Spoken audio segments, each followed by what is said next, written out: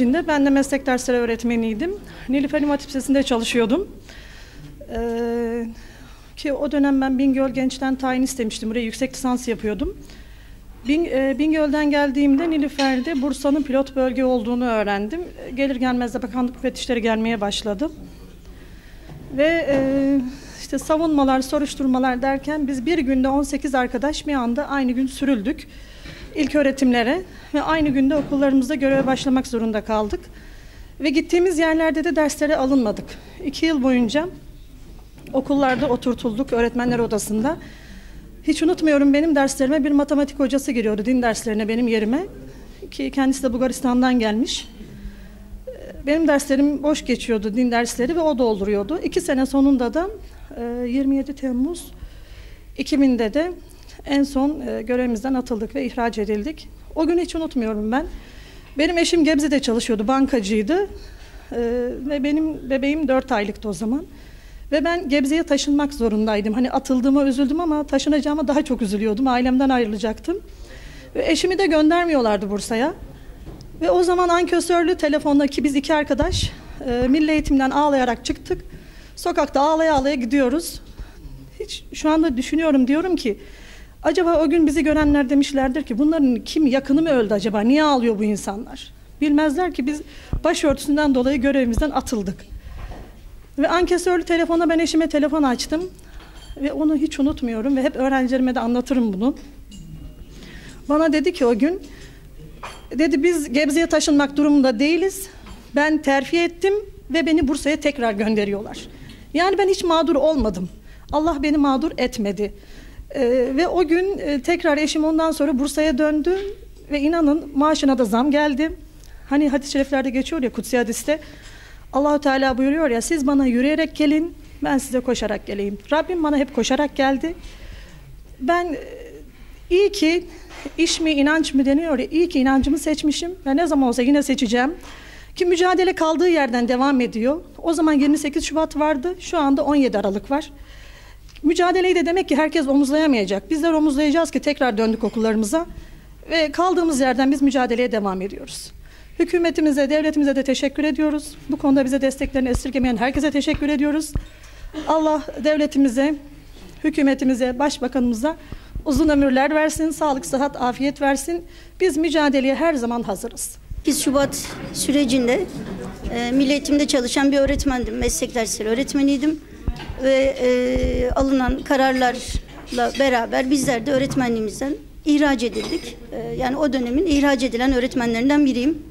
7 yıl sonra çıkan bir sicil affıyla tekrar görevlerimize geri döndük, fakat o dönemde başörtüsü problemi olduğu için yine milli eğitimde çalışmaya devam edemedik.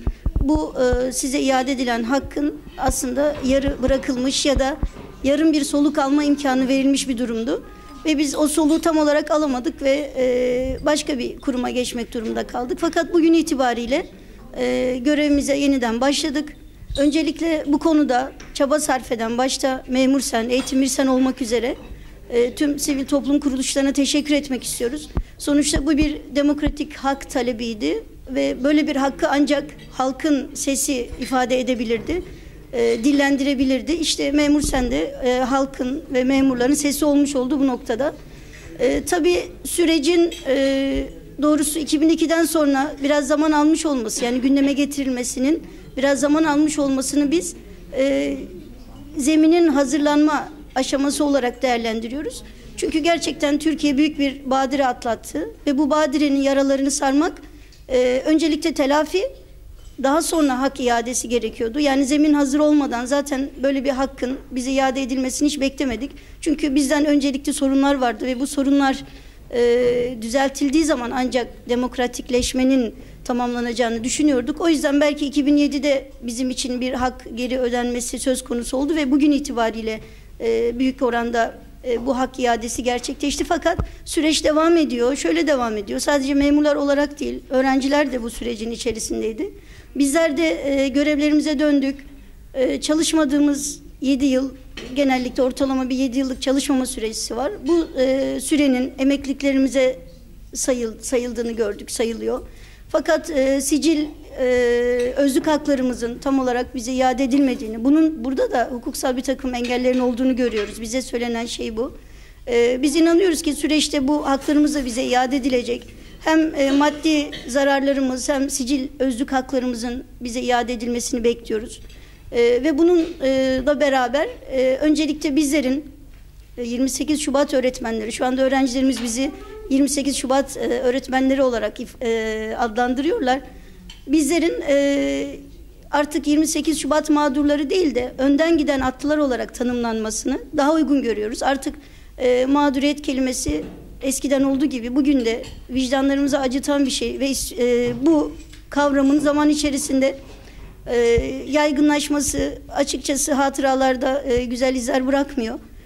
Belki bu vesileyle ya da bu hak ihlalinin büyük oranda telafi edilmesi dolayısıyla bu ismin de değişmesinin uygun olacağını düşünüyoruz. Bundan sonra da dediğim gibi başta Memur Sen olmak üzere tüm sivil toplum kuruluşlarına, bu konuda çaba sarf eden toplum kuruluşlarına teşekkür ediyoruz. Süreç devam ediyor. Yaşadığımız sürece her zaman birileri insan hakları noktasında zafiyet gösterecekler. Ve bunun karşısında da birileri bunun için çaba sarf edecek ve mücadele edecek. Hayat devam ettikçe mücadele de devam edecek. İnsan için yapılan her şey güzeldir ve bu güzelliği insanlık hak etmektedir. Teşekkür ediyorum.